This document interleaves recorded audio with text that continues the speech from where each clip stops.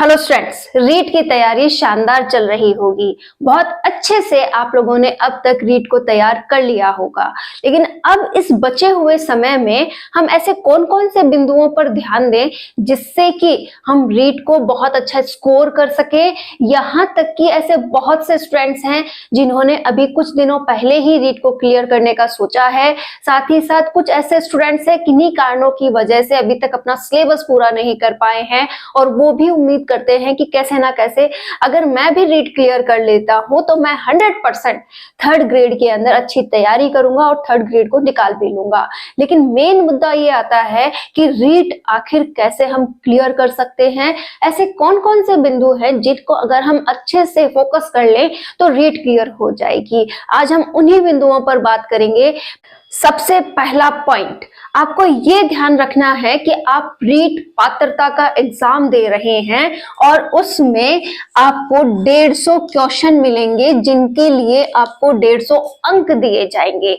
और सबसे बड़ा पॉइंट आपको ये ध्यान में रखना है कि यहाँ पर ये नेगेटिव मार्किंग जो है वो नहीं है। तो हमें क्या करना है, इन 150 क्वेश्चंस को हमें पूरा अटेंड करना है, पूरे विश्वास के साथ अटेंड करना है कि हाँ मेरा पेपर क्लियर हो जाएगा, मैं रीट को क्लियर कर सकता हूं। ये जो विश्वास होगा ना, यही आपको जीत दिलाएगा। इंसान का विश्वास जब टूटा हुआ रहता है कि नहीं मैंने कोई तैयारी नहीं की है, मेरा सिलेक्शन नहीं होगा, मैं इस पेपर को क्लियर नहीं कर सकता, आप वहीं पर हारने की गुंजाइश अपनी लाइफ में ले आते हो और इससे आप नेगेटिविटी में आते हो। तो प्लीज जब भी आप एग्जाम देने जाएं या अभी से आपके माइंड सेट को आपको कैसा बनाना है कि हाँ मेरा पेपर क्लियर हो जाएगा, मैं ये जो 150 क्वेश्चंस हैं इन्हें बहुत अच्छे से अटेंड करूंगा, पूरे सोच विचार के साथ अटेंड करूंगा। तो पहला पॉइंट क्लियर होगा कि मुझे 150 क्वेश्चन में से 150 क्वेश्चन अटेंड करने हैं, क्योंकि कोई नेगेटिव मार्किंग नहीं है। चाहे कुछ क्वेश्चंस मुझे नहीं भी आ रहे हो और बाय मिस्टेक वो मेरे से सही होते हैं तो मैं बहुत अच्छा स्कोर कर सकता हूं। तो पहला पॉइंट आपका क्लियर है।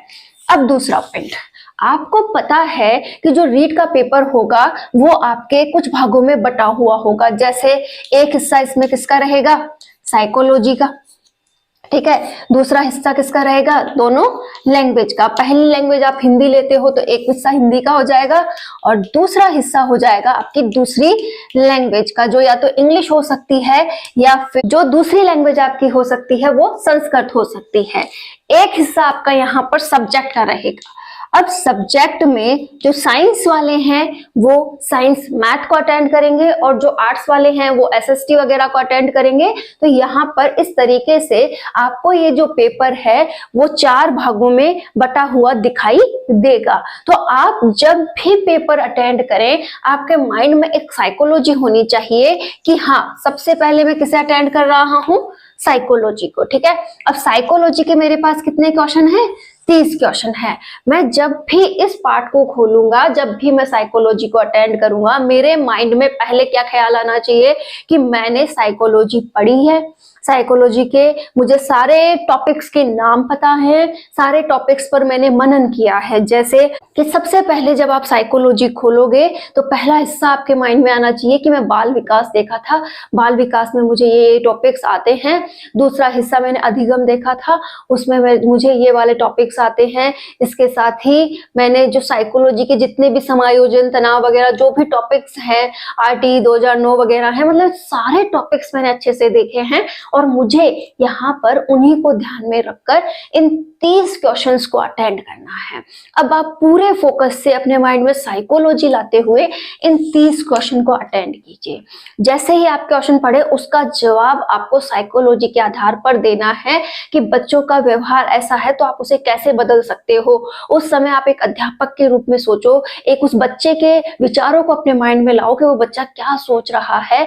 कुल मिलाकर आपको यहाँ आपका माइंड सेट दिखाना है। यहाँ पर 15 से 20 क्वेश्चन जो आपने पढ़ा है उससे रिलेटेड होंगे, लेकिन 10 क्वेश्चंस ऐसे होंगे जो आपका माइंड टेस्ट करेंगे। जैसे एक अच्छे अध्यापक और एक अच्छे विद्यार्थी को कैसे बनाया जा सकता है, कैसे आप एक अच्छे अध्यापक की तरह व्यवहार करोगे, अपने स्टूडेंट को एक गुड स्टूडेंट कैसे बनाओगे और आप दोनों में कम्युनिकेशन कैसा है, इन बातों से रिलेटेड यहाँ पर क्वेश्चंस भी होंगे।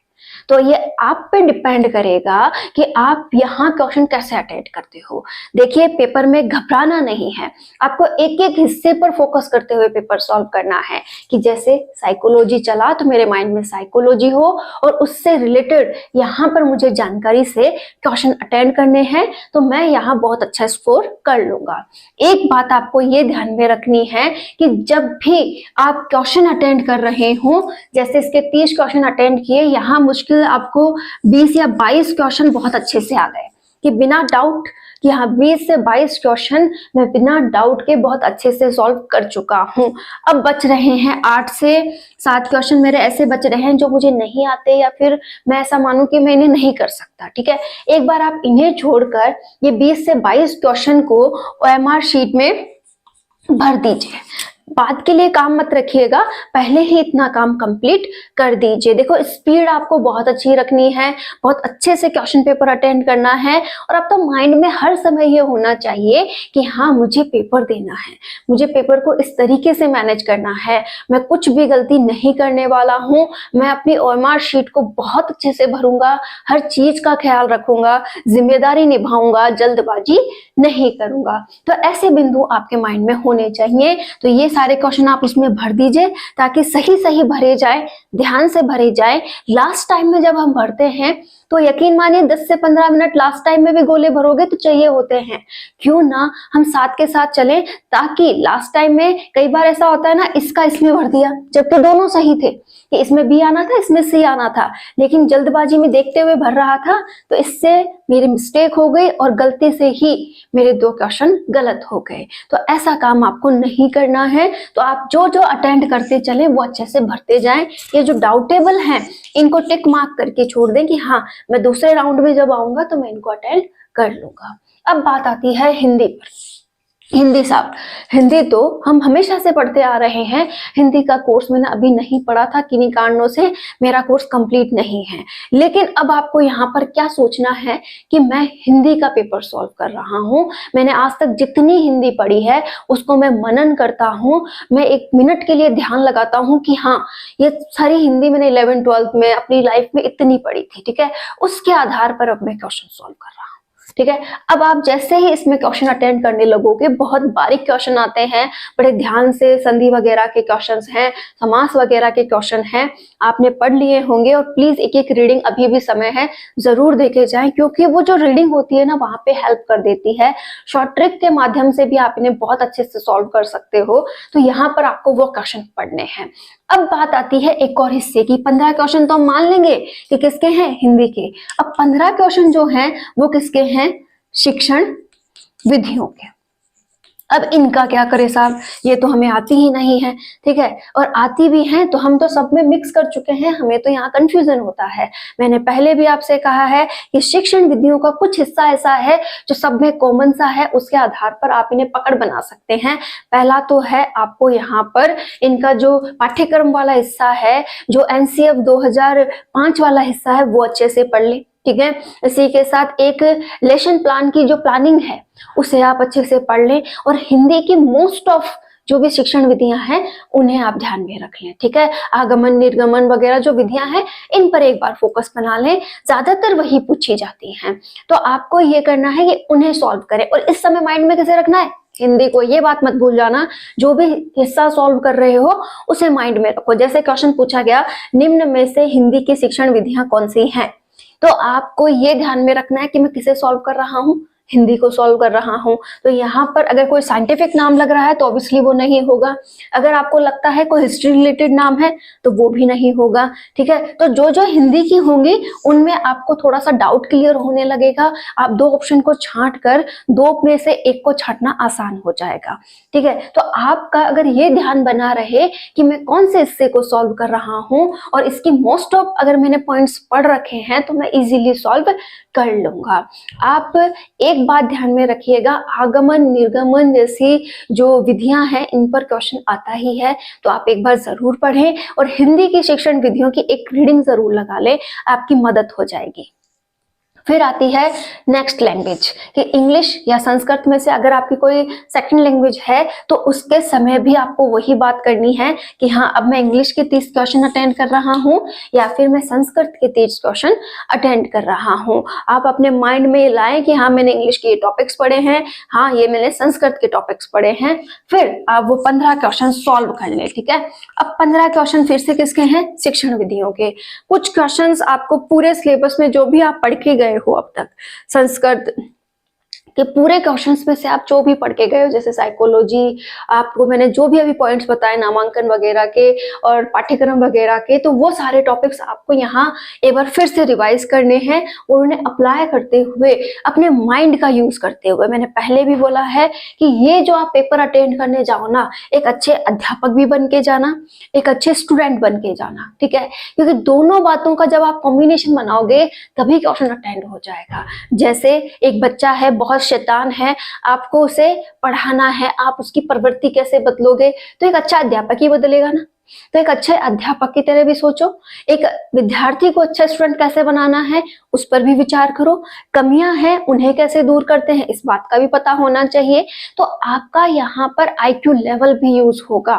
ऐसा नहीं कि मात्र पढ़ाई से ही आपका ये क्वेश्चन पेपर सॉल्व होने वाला है, आपको एक आईक्यू लेवल भी यहाँ पर दिखाना होगा कि कैसे आप एक अच्छे अध्यापक की तरह व्यवहार कर रहे हो। मानिए यही वो पॉइंट है या यही वो ट्रिक है, यही वो पॉइंट है या यही वो ट्रिक है जिसके माध्यम से आप अगर अभी तक 50% मार्क्स की ही तैयारी कर पाए हो तो इसे 60% मार्क्स में बदल सकते हो, यानी कि रीट क्लियर कर सकते हो। विश्वास कीजिए, अगर आप इन बातों को अपने पेपर में अटेंड कर लेते हैं तो आप 10% का इम्प्रूवमेंट ले सकते हैं और ये जो सारी बातें हैं इनसे आप रीट भी क्लियर कर सकते हैं। अब बात आती है सब्जेक्ट की। अगर आप एसएसटी से हैं, ठीक है, और अगर आप किससे हैं, साइंस से हैं, साइंस मैथ वगैरह आपको सॉल्व करनी है या एसएसटी सॉल्व करनी है, या फिर आप L1 के स्टूडेंट हैं जिसे पर्यावरण सॉल्व करनी है, मैथ सॉल्व करनी है, तो वो क्या करें? आपको ये करना होगा कि अब तक जो भी आपने एसएसटी पढ़ा, जो भी आपने साइंस पढ़ा या जो भी आपने मैथ के टॉपिक्स पढ़े, देखो मैथ के लिए थोड़ा सा टिपिकल हो जाता है काम यहाँ पे। आपने जो भी मैंने मोस्ट ऑफ बता रखे हैं, मैथ का मैंने अलग से बना रखा है वीडियो, उसमें देखिएगा जो भी मोस्ट ऑफ बिंदु हैं वो आपको आने चाहिए। और यहाँ पर एसएसटी वालों का भी यही है और साइंस वालों का भी यही है कि जो भी आपने पढ़ा है उस पर मनन करते हुए आपको ध्यान से क्वेश्चन सॉल्व करना है कि 4 ऑप्शंस में से, 5वां तो है ही, 4 ऑप्शंस में से आपको डाउट को हटाते हुए 2 ऑप्शंस मिल जाएं, फिर आप उन पर मनन करें कि हाँ इसका जवाब ये हो सकता है। इस आधार पर भी आप कई क्वेश्चंस जो है यहाँ पर सही कर सकते हो। लेकिन ये होगा कब? कि अब तक की जो भी तैयारी हुई है उस पर आपकी अच्छी पकड़ हो। जैसा कि मैंने पहले बताया था कि साइकोलॉजी के इंपॉर्टेंट टॉपिक्स कौन से रहेंगे, हिंदी इंग्लिश आप कैसे पढ़ सकते हैं और अपने सब्जेक्ट पर कैसे काम कर सकते हैं। अगर आप इतना कर चुके हैं और अब इन बातों को अप्लाई करते हुए पढ़ते हैं कि जिसका भी क्वेश्चन पेपर आप अटेंड कर रहे हो, यानी कि साइकोलॉजी का अटेंड कर रहे हो तो उस समय साइकोलॉजी को माइंड में रखो, हिंदी को अटेंड कर रहे हो तो हिंदी को रखो। इससे होता यह है कि हम हर एक पोर्शन पर ध्यान से क्वेश्चन अटेंड कर सकते हैं।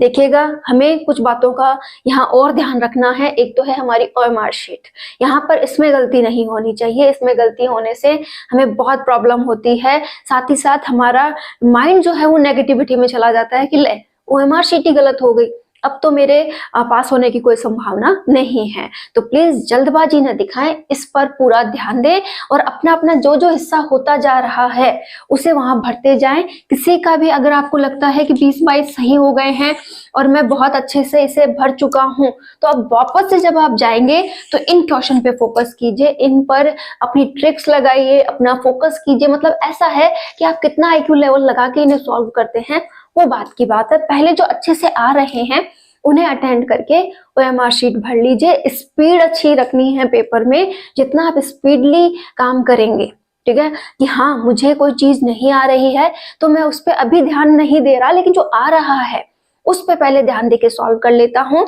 मैं दूसरे राउंड में आके जो नहीं आ रहा था फिर से मनन करूंगा, क्योंकि उस समय बर्डन कम होगा, क्योंकि पेपर मैंने एक बार सॉल्व कर लिया है। फिर मैं उस पर दोबारा से मनन करके, कई बार ऐसा होता है कि यहाँ कोई क्वेश्चन नहीं आ रहा था, ठीक है, आप इंग्लिश में गए या फिर आप एसएसटी में गए, एसएसटी में सेम वैसा ही क्वेश्चन था कि इसमें से कौन सी विधि एसएसटी की है, ठीक है। तो अब यहाँ पर जो हिंदी वाले क्वेश्चन से था, ठीक है, कि यहाँ पर कुछ नाम थे जो एसएसटी में मिल रहे थे, ठीक है, आपने क्वेश्चन ऐसे ही सॉल्व कर लिया कि चलो एसएसटी का है तो इसे काट देता हूँ, ये एसएसटी की विधियों के नाम इसमें आ गए हैं, अब ये हिंदी वाली मात्र यही बची है, तो ये इसका क्या है, सही जवाब। मिलेंगे आपको इस पेपर में, आपको कई क्वेश्चन ऐसे मिलेंगे जिनके जवाब आपको एक बार में नहीं आ रहे थे, लेकिन जब पूरा पेपर अटेंड करके आए तो उससे रिलेटेड कई टर्म्स आपको पूरे पेपर में मिल गई, ठीक है। उसे वहां से काटकर जब आप रिटर्न आए ना, आपको उसका जवाब आ जाएगा। और ये होगा कब, जब आप माइंड को बहुत अच्छा सेट रखेंगे। आप पेपर सॉल्व कर सकते हैं, 60% भी ला सकते हैं, और क्लियर करते हुए आप थर्ड ग्रेड की बेस्ट तैयारी करके आगे भी बढ़ सकते हैं, लेकिन बिना घबराएं और अभी से अपने आप को एक पेपर देने के लिए तैयार आपको करना होगा। अगर आप दिन में सोते हैं या फिर आपके खाने का टाइम कुछ और है, चाय पीने का टाइम कुछ और है, उन सबको भी मैनेज कीजिए, क्योंकि आपको पता तो चल ही गया होगा आपका एग्जाम कितने बजे का है, कैसे आपको उसे मैनेज करना है। तो ये सारी बातें भी आपको यहाँ ध्यान रखनी होगी। एक और बात आप और ध्यान रखें, जहां कहीं पर भी आपका सेंटर है उस पर आपको बहुत जल्द पहुंचना है, मतलब टाइम से बहुत पहले पहुंचिए, आपको लेट नहीं होना है। बाद में ये शिकायतें नहीं होनी चाहिए कि हाँ मैं तो टाइम पर आ गया था लेकिन मेरे को एंट्री नहीं मिली। तो आप पहले से ही टाइम पर पहुंच जाएं, लापरवाही ना करें, और आज से ही अपने आप को एक एग्जाम हॉल में बैठा हुआ महसूस करने लगे और उसी के अकॉर्डिंग तैयारी करें कि हाँ 3 घंटे में एग्जाम हॉल में बैठा था, तो हाँ इतने घंटे मुझे एग्जाम हॉल में बैठना है, तो मैं आज से ही उस समय एग्जाम हॉल में बैठने लग गया हूँ, अपने कमरे में बैठने लग गया हूँ, ताकि सिटिंग पावर बना रहे। उस समय आप में नर्वसनेस ना आए, आप में थकान ना आए, और आप जो भी वहां करने वाले हो वही आपको यहाँ बैठ के करना है, मतलब ध्यान लगाकर आपको पढ़ाई करनी है। जैसे आज मैं साइकोलॉजी का पेपर सॉल्व कर रहा हूँ, तो पूरा साइकोलॉजी पे फोकस करके आपको फिर से रिविजन करना है कि आज मैं हिंदी का सॉल्व कर रहा हूँ, तो आज हिंदी पे फोकस करता हूँ और उसकी शिक्षण विधियों को पढ़ता हूँ, उसकी जो व्याकरण है उसे पढ़ता हूँ। इसी तरीके से नेक्स्ट डे आप इंग्लिश पे टाइम दे दें, उससे अगले दिन अपने सब्जेक्ट को टाइम दे दें, अपने जो भी टॉपिक्स आपने पढ़ लिए हैं बेस्ट रिविजन करते जाएं, और साथ ही उस समय नए टॉपिक्स के लिए भी निकाल सकते हैं। लेकिन पहला फोकस किस पे करना है, जो पढ़ लिया है उसके रिविजन पर। यकीन मानिए आप इकलौते नहीं हैं जिनका सिलेबस नहीं हुआ है और आप सोच रहे हैं कि मेरा सिलेक्शन नहीं है, वो मेरा सिलेक्शन नहीं होगा। ये बहुतों के साथ होता है, लेकिन कोई कह पाता है और कोई कह नहीं पाता है। तो पहले तो अपने आप को कमजोर आंकना बंद करें, और जो भी तैयारी हो गई है उसी को बेस्ट मानते हुए आपको आगे बढ़ना है, क्योंकि ये नर्वसनेस हमें तोड़ देती है। ऐसा मन में बिल्कुल ना लाएं, और एक पॉजिटिव सोच के साथ पेपर अटेंड करने की सोचें, और आज से ही पेपर अटेंड करने लग जाएं। इसके लिए ये नहीं कह रही मैं आपसे कि क्वेश्चन लाए हैं बुक और उसको सॉल्व करे जा रहे हैं, वो आपकी मदद नहीं करेगा। टेस्ट सीरीज अगर आप अभी भी दे रहे हैं तो वो आपकी मदद नहीं करेंगे, वो आपको नर्वस और ज्यादा कर देंगे कि भाई यही सही नहीं हो रहे तो पेपर में क्या सही होंगे। तो ऐसी गलतियां ना करें, आपने जो भी पढ़ा है ना उसको पढ़ें, उस पे मनन करें। कोई इंपॉर्टेंट टॉपिक आपको लग रहा है कि अभी छूट रहा है, उस पर मनन करें। आपको लगता है कि मैं थोड़ा और जोड़ सकता हूं, मैं थोड़ा और पढ़ सकता हूं, तो उस पर फोकस करें। लेकिन टेस्ट सीरीज में या फिर अभी भी पेपर सॉल्व करने में उनके पीछे ना भागे। हाँ, पेपर सॉल्व आप कर सकते हैं अगर आपका बहुत अच्छा सिलेबस कई बार हो गया है और अब आपको लगता है कि प्रैक्टिस से मेरी मदद हो सकती है, तो आप जरूर करें ऐसा, उसकी मनाही मैं नहीं कर रही। लेकिन जिनके साथ अभी भी प्रॉब्लम है कि सिलेबस ही पूरा नहीं हुआ है, वो जो पढ़ रहे हैं उसी पर फोकस करें, टेस्ट सीरीज के पीछे ना भागे। आपकी खुद की मेहनत ही आपको आगे ले जाएगी, आपका खुद का पढ़ा हुआ ही आपके काम आएगा। तो बिना घबराएं टाइम पर जाकर अपना पेपर दीजिए, बिल्कुल भी जल्दबाजी ना करें, और जितना हो सके एक पॉजिटिव सोच के साथ पेपर को अटेंड करें।